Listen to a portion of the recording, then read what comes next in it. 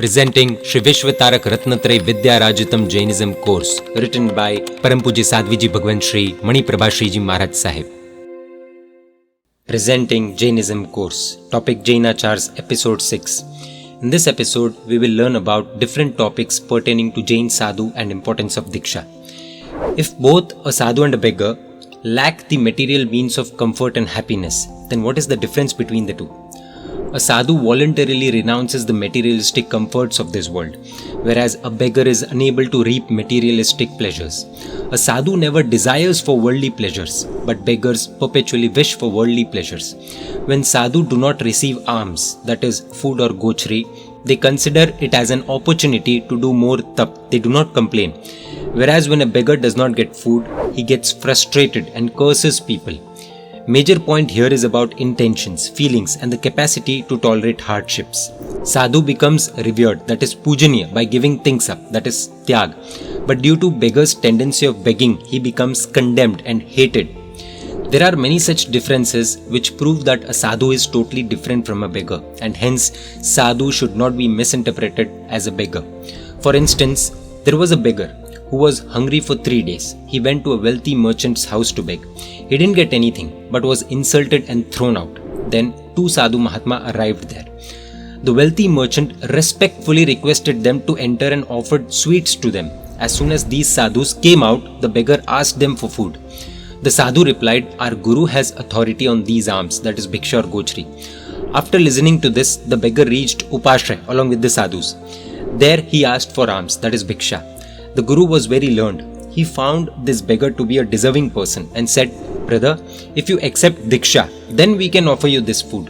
Without wasting even a minute, the beggar accepted diksha with the purpose of only getting food. Then he ate to his heart's content. As he had eaten a lot after staying hungry for many days, his stomach started to ache very badly at night.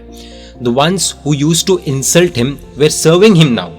The beggar who had taken diksha just for food began to think, "The ones who used to insult me ignore me. Those rich merchants are serving me with all their might, all thanks to the Sayyam Jivan given to me by Prabhu." He now actually started praising this Sayyam Jivan wholeheartedly. In this way, the newly ordained sadhu heartfully did Anumodna of Sayyam Dharma and left this world, that is died. From there, he was born as the grandson of Emperor Ashok, King Samprati, who built 1,25,000 Jain temples and anointed 1,25,00,000 Jain pratimas, that is idols. Why and how do sadhu mahatma do vihar from one place to another? The tools, that is upkaran of sadhu bhagwans that Prabhu has informed about, sadhu mahatmas carry those upkarans with them and do vihar from one village to another or one city to another with the purpose of swakalyan. They do not have any permanent address. They wander from one village to another or one city to another, propagating dharma, making people inclined towards dharma, and through the best conduct of jivdya, they wash off the filth of karma. They also benefit from this on a physical level. For example, walking barefoot leads to acupressure on the foot. Due to seeing greenery during vihar, their eyes become very sharp.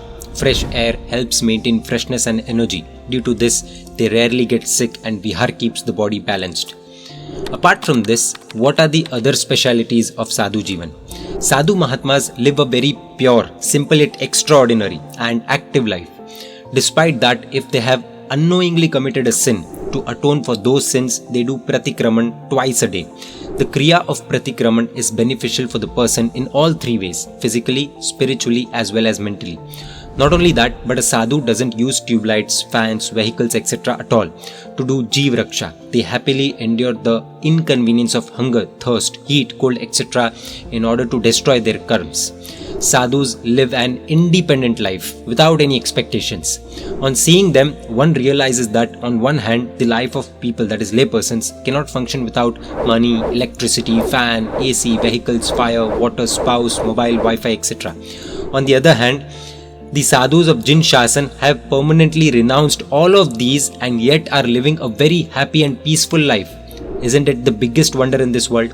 The biggest wonder is that laypersons are scared of taking small vows relating to sleeping on the floor, that is santhara, etc. And at the same time, Prabhu Veer's sadhu happily plucks his hair. That is called Kesh Lunchan. A layperson binds sins in every worldly act he does. However, a sadhu sheds his karms even in the matters of ahar, vihar and nihar. This world, that is sansar, is full of restrictions, but a sadhu is free to pursue his worship and spirituality.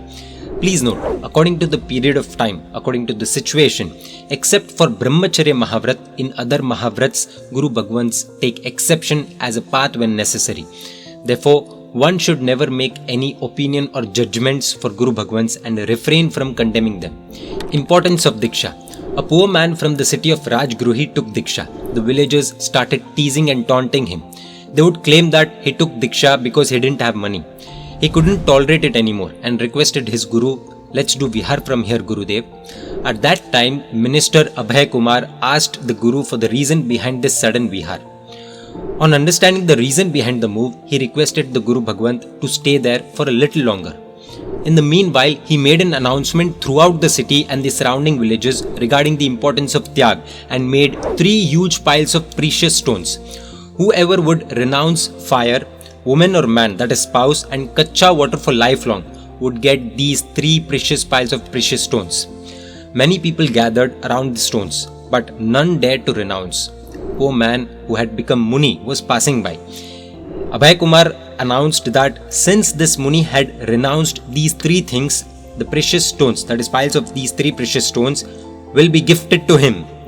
The Muni said that he does not want the piles of these precious stones, which would push him into the well of attachment. Due to this incident, people understood the meaning and importance of Diksha. Then they started to worship him. With this, one can deduce that the one who renounces gets worshipped by the people. What are the benefits of doing Vandan to such great Guru Bhagwans? The darkness of ignorance gets destroyed. Neech Gotra Karm gets destroyed. One gets a perpetual good fate. Sense of past bhavs or births gets destroyed. One can earn Tirthankar Nam Karm. Paramatma's commands or Agnya are followed. So in this episode, we learnt about the traits of Jain Sadhu and importance of Diksha. Thanks for joining Jainism course. Sarve Jivo Mokshe Jao.